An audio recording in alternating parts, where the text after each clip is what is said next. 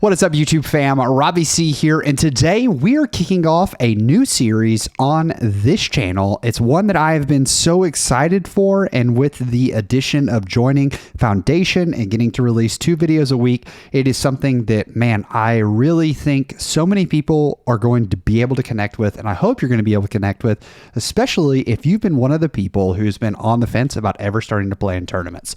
But before we dive into that, I have to ask, how are you doing today, Justin? Are you having a good one? Today, I want to welcome you to the first episode of On the Ground. So catch me if I fall.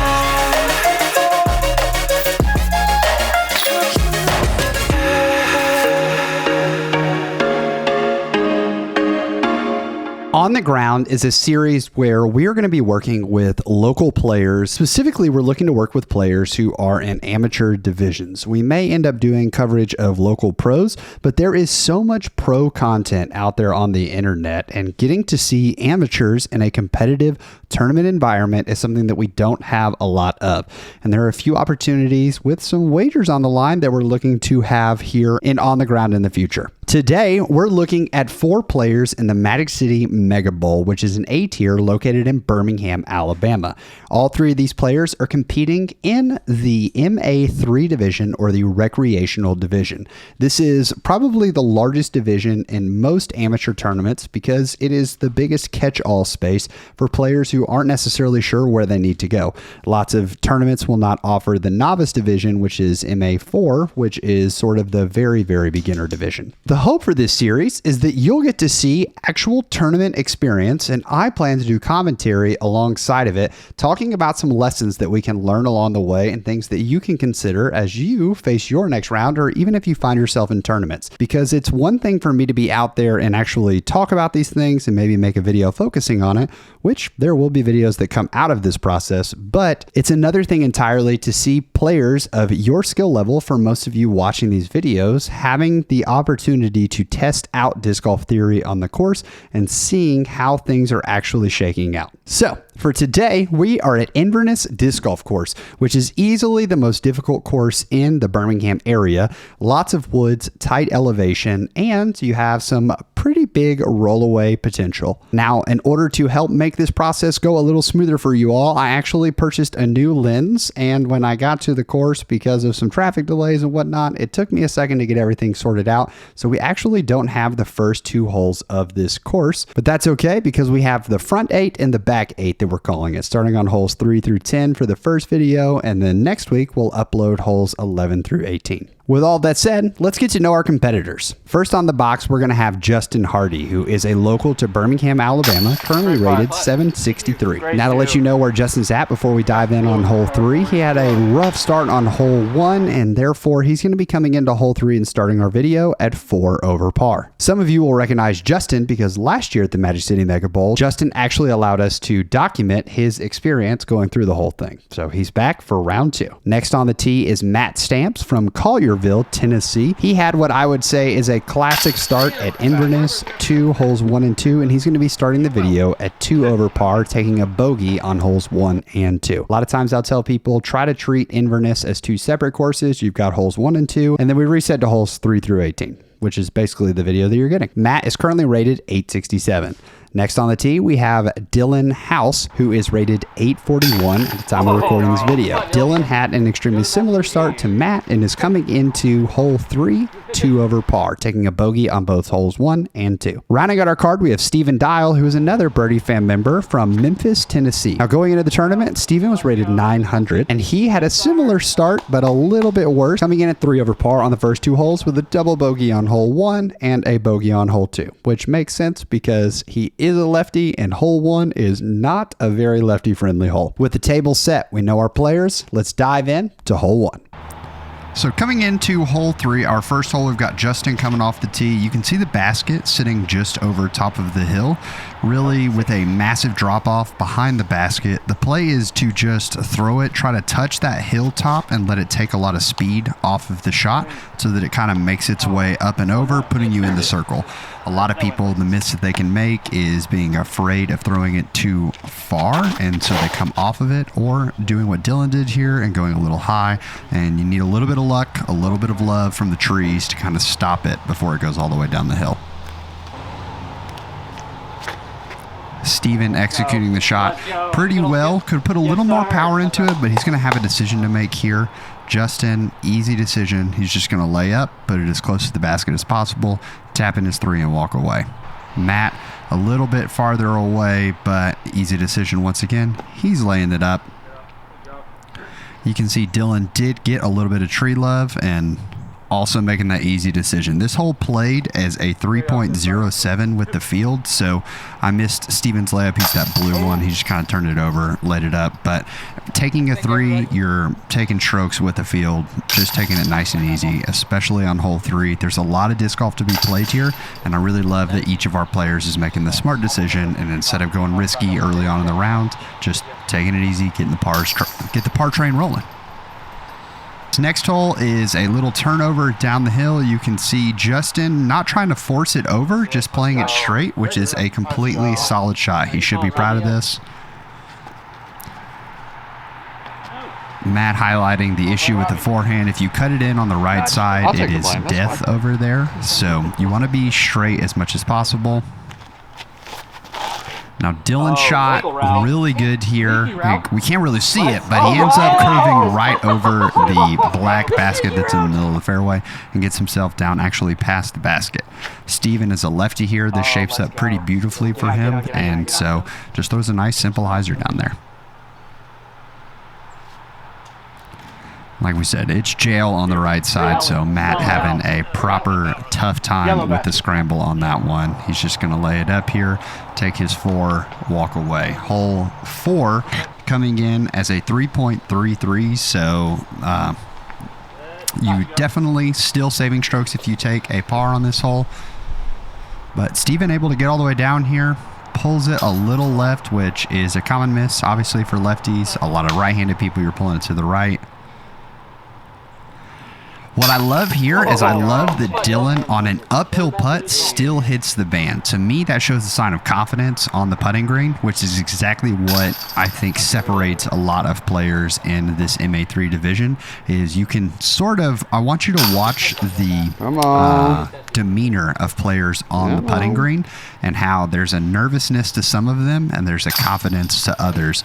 Having confidence on the putting green is going to save you so many strokes here on this course. So basket on the other side of the fence, you are OB only if you are in the waterway behind the basket or in the road before the basket. Plays for a simple forehand or even a little turnover if you want to take that route. Justin put some juice on it. I think he was a little worried about being too far past the basket, but there is space back there. This is not a pin position that this is normally in, and so it's definitely something that a lot of players don't have practiced. Bailing out to the right side, completely safe here. So Steven in the safe position. Matt, what I like here is that he corrected on the previous shot where he pulled it right too early. A little more confidence putting it straight. That's fine. Now, you do not get relief from the fence, which creates an issue like this. So this is where knowing our rules is going to come in really handy. Dylan, because he was not OB on that first shot, can only kind of take his lie exactly where it is. But now that he is OB, he can move as far back in line with the basket as he possibly wants to. This gives the advantage of, even though he's farther away from the basket, the fence is a lot less in play. So it helps to know your rules, ladies and gentlemen, as you are out there, especially if you're playing tournaments. That was something.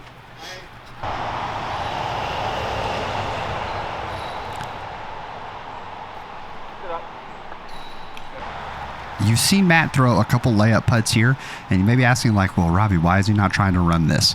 Especially in this division and we're playing tournaments, if you're stepping up to a putt and you have fear in the putt, I think I really respect what Matt is doing here. And if you don't have confidence in the putt, lay it up. Do not try to just give away strokes to the field. The hot round of the entire division on this course was 2 under par. That means that any time we're taking a par here, we are staying with the pace of the field. Justin gets caught in those trees right there and is able to convert on the birdie. Feeling good, feeling confident. I like that smile that he's got going. That's what we're looking for. We're looking for those positive vibes. We don't want to live in the story of the round of birdies and bogeys and let that carry us. but we do want to take the positive confirmation we get when we get a birdie.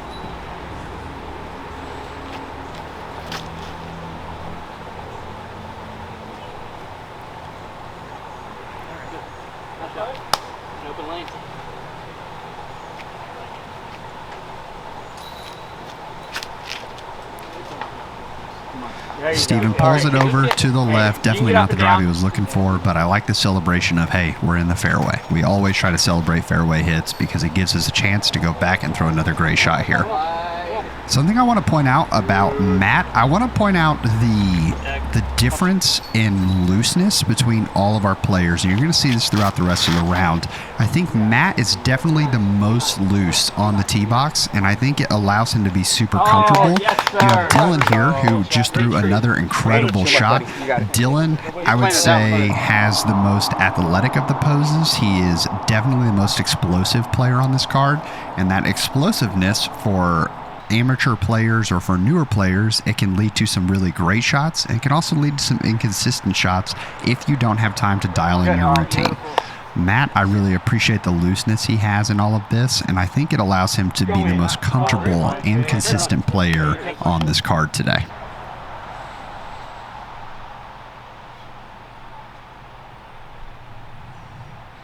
Now, Steven, it's very interesting because Steven is probably the most comfortable looking putter out here. He has a very established routine on every single putt, and so even though his putt has been a little off these first few holes, you can still see that he has practiced that putting stroke a lot and he's leaning into it. There's a consistency to him on the putting green, which is going to lead to a lot of strokes gained in the future, even if this round perhaps doesn't go as planned. This hole bends off to the right, and you can see, once again, we're talking about that explosiveness that Dylan has.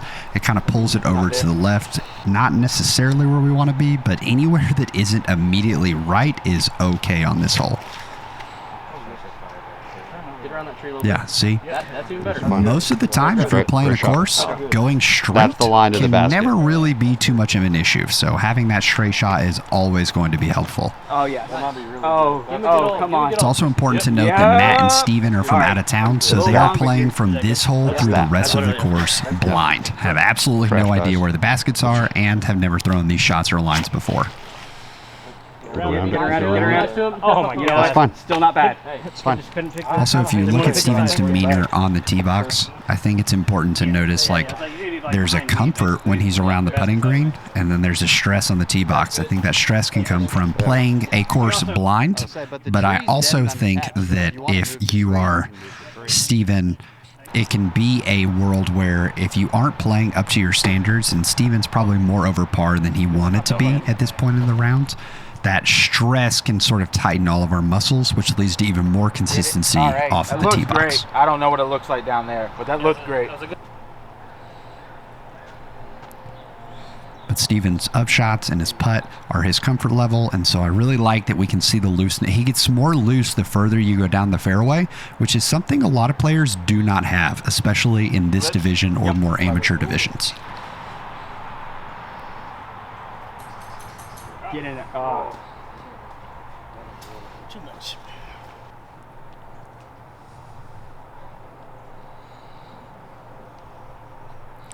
Now, one thing about Justin that I want to highlight now is Justin is a very analytical player. So when Justin has a lot of game knowledge and a lot of knowledge about how the discs are supposed to fly. He min-maxes his bag. Very, very theoretical player. And I think where that can come back to fight Justin is a lot of the time he's not trusting his skills while he's out there on the course. You can see even on that last putt that he did, that as soon as the disc remotely clears the basket, he's immediately asking for it to sit down. But here, we're okay, because Justin can make those putts, but he's in his head right there. You can see he's thinking about his shot. I would love to see sort of the relaxedness that Steven has on the putting green carry towards Justin's stroke, because it's going to be something we're going to point out later about sort of tension that comes with a theoretical player. Now, hole 8, super tough lefty hole. There are not a lot of friendly lefty holes here if you don't have an established forehand, but you can see Steven thinking about a stroke. Why did I not get this over? And it's a question we have to ask ourselves. I don't think we should ever necessarily fix our stroke during the round, but if you're aware of what your stroke should and could be, then trying to think about little micro adjustments you can make can be helpful, especially when things seem to be off the rails.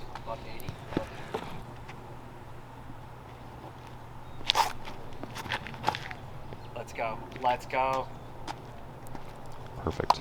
That seems like what we're talking about. Yeah, you Perfect. can hear Matt saying, seems like what we're talking about. Once again, playing this whole blind.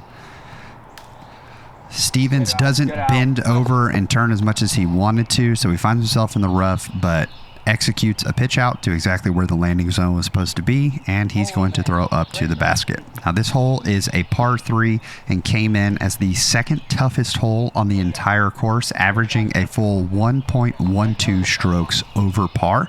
As a par 3, this is a really tough hole because it's almost impossible to get up on the hill towards the basket from the tee box. That's it. But Steven doing exactly what he's supposed to do. Misexecution off the tee, executes the pitch up to the landing zone, executes the upshot to where he wants to be. We're feeling good. Man can cure any gap. Dylan is playing a really good game right now. Dylan is, you could say, oh, see, I like this stop from Steven. He's like, I know my routine, I know my putt. Boom, he's going to tap it in. Like we said, the closer we get to this basket, it's funny how Steven is very different from other players in that he's so confident. Whereas you can see that confidence sort of wane with some of the other players on our card.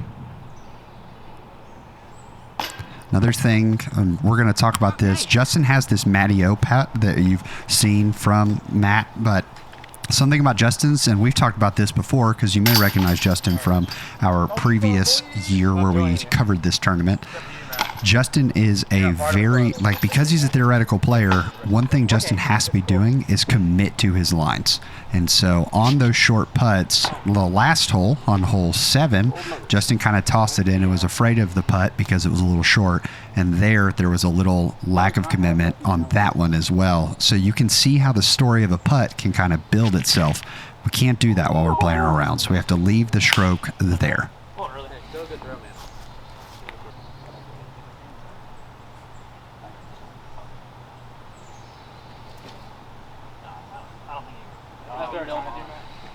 Dylan lacing it through some trees, getting it all the way up there. Fantastic shot.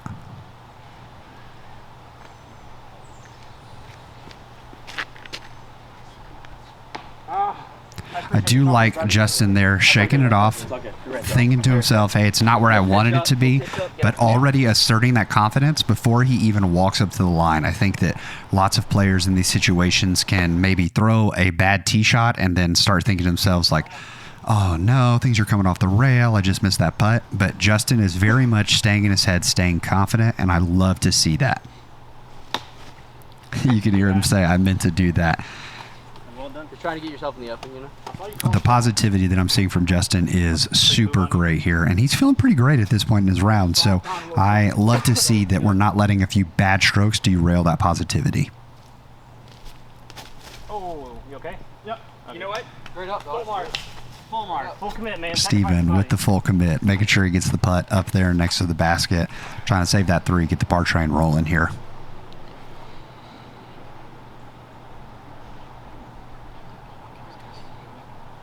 That is a great effort from Justin. I also like that he doesn't really do a jump putt there. He's trusted his putt, giving himself a chance. Fantastic putt from Matt, coming at about circle's edge, saving the par. And that's a scary one because it is a huge drop-off over where Dylan is. Bang. Dylan grabbing another birdie on the card. It was definitely an up and down front 8 for him, but love that we're seeing that confidence, especially because we had the short miss putt on the last one. Corrects, puts it dead in the heart and the chains. The calm win. I needed that. Thank you. And there's that confidence from Justin. I love seeing the correction of these guys from, hey, I'm not thinking about the short putt that I missed on the last one. I'm just stepping up, mentally reset. Let's drain the putt once again. Now this is a weird hole. It goes downhill, and you kind of need for righties a flex forehand, but a lot of people, the miss they make is that they throw it too high. They try to, rather than throw it down the hill, they just throw it flat off the tee, which gives it way more time to fade out into the trouble that is the right side of the basket. Right side of the fairway. My bad.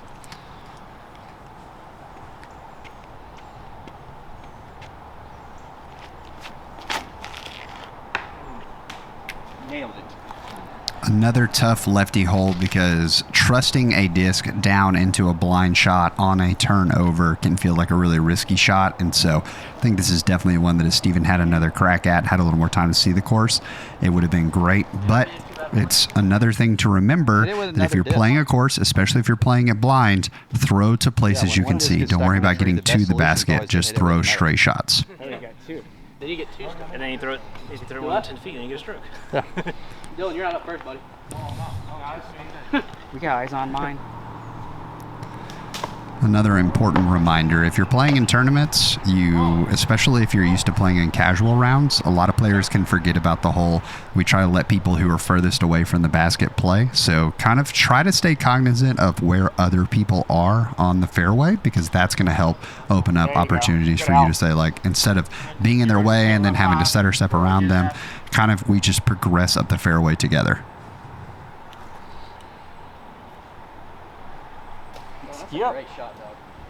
Dylan, that is a scramble and a half. That was for you, Robbie. That is a fantastic shot from Dylan to get around the corner.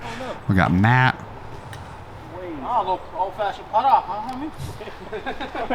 It's definitely something that we see a lot, and on those approaches, when you can see the basket and you feel that close, we want to try to get to a putting motion as soon as possible, and sometimes practicing those shorter shots rather than putts can be super helpful. I love what Justin's done there with his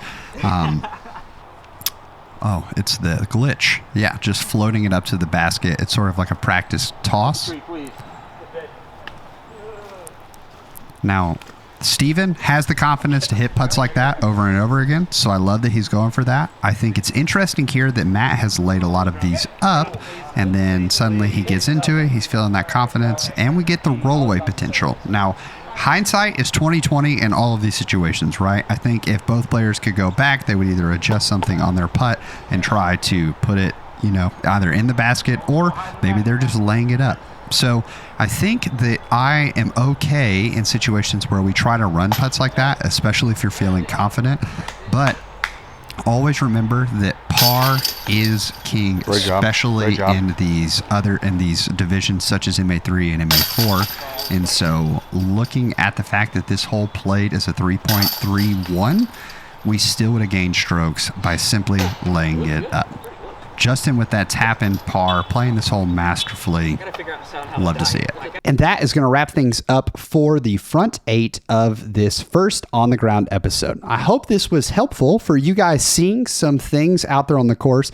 And I know that obviously it's very easy for us to sit back and say, oh, well, I can't believe they would have done that. Even talking about hole 10 with, should they have laid up those putts? Should they have run those putts? When you're in the moment, if you have the confidence and you feel like you're going to make the putt, which they definitely feel like they were going to, then you run that putt every single time, because I would much rather you play with confidence, ready to go. If you're going to make a decision, stay in it and lean into it and make that shot. And we can learn from it afterwards. I want to say thank you again to Justin, Matt, Dylan, and Steven for being bold enough and brave enough to not only play in front of a camera as an MA3 player, but to allow it to come up to this audience, knowing that thousands of people are going to watch it. So let's show them some love in the comments down below, and let me know what commentary or things you want to see fixed or changed heading into the second half of this series. In the meantime, I want to say thank you so much for watching, and I hope you have an amazing rest of the day and that you can make it fantastic for someone else too. But for now, we're going to leave you with